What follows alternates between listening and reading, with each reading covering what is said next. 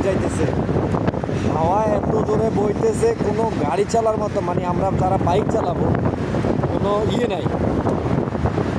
আর দেখছেন ধুলাময় ধুলা, শুধু অন্ধকার, ধুলাময় ধুলা।